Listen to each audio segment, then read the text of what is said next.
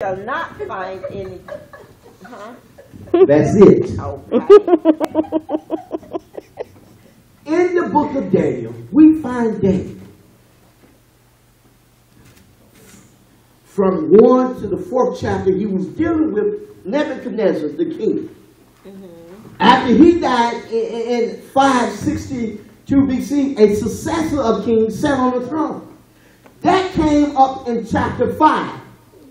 And only 25 years after chapter 4, 70 years after the event, a chapter in the first chapter, now Belshazzar, Nebuchadnezzar's grandson, sat on the throne. Daniel shares only one day from the life of King Belshazzar, his last day at the end of chapter 5, Syrians, the great conquer Babylon and slaves Belshazzar. You're not understanding what I meant, because what I'm trying to show you the history of how Daniel moved from the background to the front. Well, we were dealing with King Darius. King Darius is on the throne trying to split up a kingdom that he's trying, in other words, to make himself great. He took one land and broke it down to 120 kingdoms. So now, therefore, he had to have 3 presidents to cover 120 kingdoms. Out of one of them kingdoms, somebody stood out the greatest. And that one person was Daniel. Daniel, the Bible describes, has an excellent spirit. In other words, he got the spirit of excellence. Daniel was the type of person that didn't settle for anything, but he gave his best. The problem is nowadays, when we come to the church, we just give God anything. Look at this table, and we're supposed to represent God, but we give him anything. What are you saying, Pastor? It's time out just giving God anything. Amen. He ain't taking it no more. It's time to get the house in order. Amen. The reason we can't grow because the house is a mess. Amen.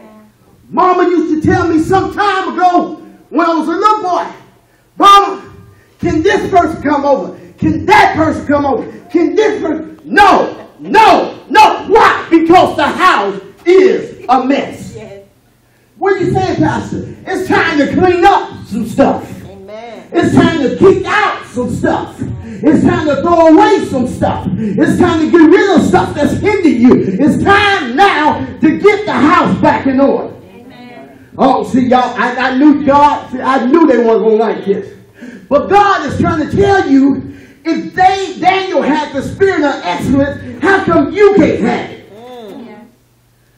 We should want to be better than we are. Amen.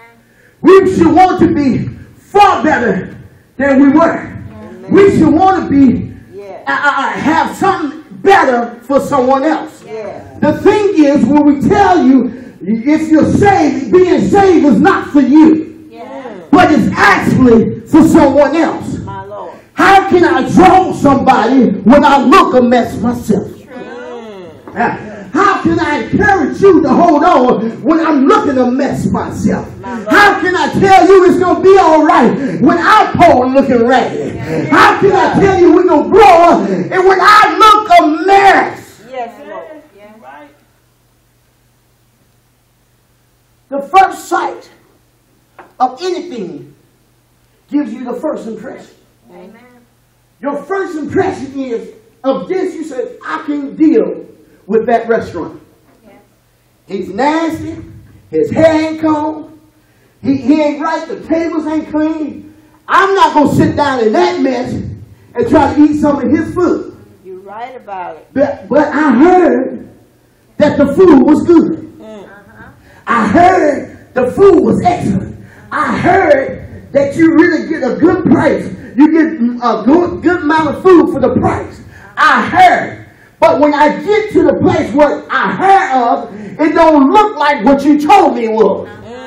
The thing is, you got to change your perspective of things. You got to change your idea of things. You got to change your way of living. Because the thing is, if you don't do it, this is what you have and this is what you get. People don't understand. How can you draw God if you're not different from them? That's true. That's true. True, Pastor. How can you have a spirit of excellence when you just want to give anything? True, Pastor. How can it happen? We make all these promises about what we going to do. But when it happens, the promises aren't fulfilled. Oh, y'all don't want to talk to me now. You're right. Y'all don't want to talk to me now. This ain't a fussing message. This is a message to get us straight. Yes. My Lord. Yes. The spirit of excellence. Yes. The spirit of excellence makes me move from myself to help somebody else. Yes. If you're hurting, I got to come and help you. If you're hurting, I got to come and help you. If you're hurting, I got to come and help you. The thing is, you don't worry about yourself. How can I encourage you when I look down on myself? Y'all don't want to talk to me. I look weak and worn. I look messed up and tore up from the floor. I can't make it because, Pastor, I can't make it. My life's about to get off. Girl, I know what you mean. My life's about to get cut off too. And Pastor, my dog left me. You don't understand. My cat left too. But Pastor, you don't understand. But girl, you don't understand either. How can I help you when we playing tit for tat? And when God is telling you to encourage somebody else. When somebody pours into you, you need to pour God back into them. Yes, Lord. Amen. Talking about the spirit of excellence. Spirit of excellence. It gets you to a point where you get sick or tired of the same old routine. You get tired of it. No longer shall I make a promise, but I shall walk into what I say. I won't be like Ananias. I'm not going to lie. But you should want to reach in and reach out. So the first thing we do is we go by ourselves and we clean up our mess. Amen. Clean it up. Y'all don't want to talk to me. That's right. We get rid of it. We get rid of our mess because it looks messy. Come here, Deontay. See, sometimes when we clean up our mess, we need somebody to help us. Yes. Right, Pastor. Could you put that over in my office? When you're cleaning up your mess, you're trying to get the stuff back together. Because the spirit of excellence is God does things how? Decent and in order. Don't go nowhere. If God's doing things this decent and order, you said, Pastor, you said God does decent and God does. That ain't got nothing to do with me. But well, listen. If it didn't have nothing to do with you back then when Jesus died on the cross and got speared in his side, got spit on,